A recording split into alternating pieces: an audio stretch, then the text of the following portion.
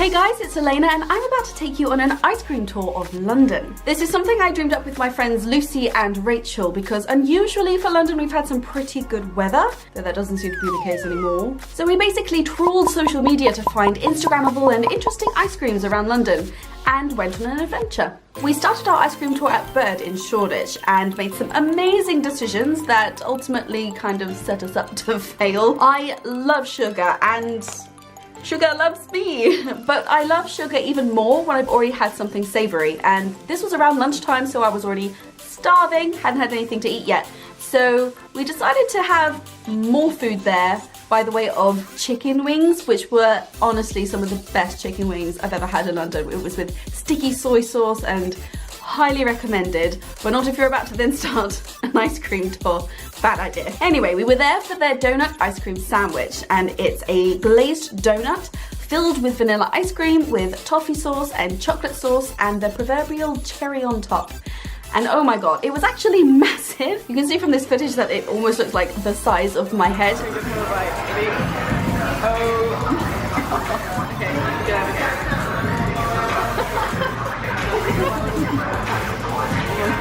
It was really good, especially the glazed top half. In the end, I kind of nixed the bottom part of the donut because it was basically just dough.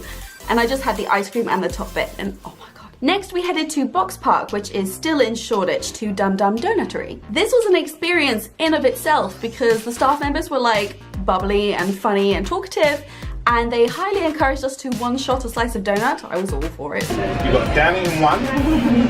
You are allowed to choose. Right? And if you do down in one, we donut judge. So you're fine. Ready? 3, 2, 1, go. We went to Dum Dums to try their Croissant ice cream. This is a baked croissant donut sealed in chocolate and shaped into a cone, which they stuffed with chocolate flake pieces and topped with coconut flakes, chocolate sauce, and 2 scoops of chocolate ice cream.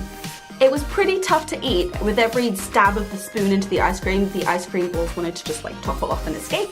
By the time we'd finished the ice cream had cooled down the donut and kind of toughened it up, which is a bit of a shame because I like donuts, but just how much flake was in there was just fantastic. I'm a huge fan of flake. We then bussed over to Amarino in Covent Garden to try the Amarino Rose. This one I was particularly excited about because I thought the picture was the prettiest. And it's basically a bunch of sorbets and gelatos, and you choose 3 flavours and they stick them on a cone, but in a way that it's flower petal shaped and looks like a rose. Oh my god. Delicious. So good. And it's beautiful and it tastes so good. We chose mango, raspberry and lemon. The lemon was everything. It was top notch. It was fantastic. This was also, unfortunately, where my camera met its end. I'm filming on a brand new camera because I dropped that one on the pavement and it broke and it never recovered.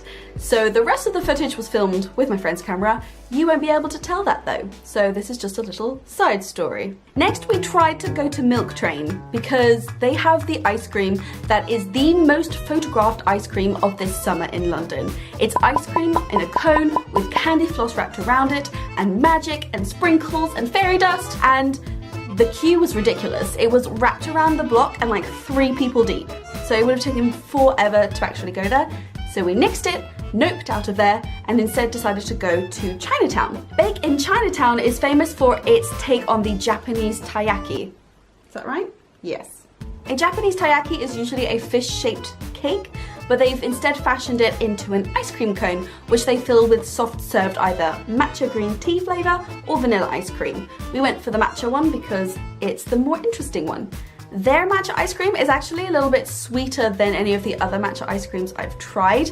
I usually don't like it because it's a little too bitter for me and I'm not a big fan of green tea, so I personally liked this one a lot better. My friends prefer like true matcha, bitter green tea ice cream. But still, it was really a nice novelty concept and fun to eat. Oh, but here's an insider tip for London. If you get there and there's a queue, and there usually is a queue, just go straight inside because everyone is queuing to get the ice cream once they've paid. That's the really long queue. So there were people who were joining that queue thinking that they needed to queue outside to pay for it, then got inside, had to go pay for it, and then came back out to queue again. So don't do that, just head straight inside to the till. By this point we were pretty much ice creamed out. Like, we'd had 4 ice creams already and we had 8 I think on our original list, but I went for one more. I asked my friends to go for just one more because it was really an interesting concept.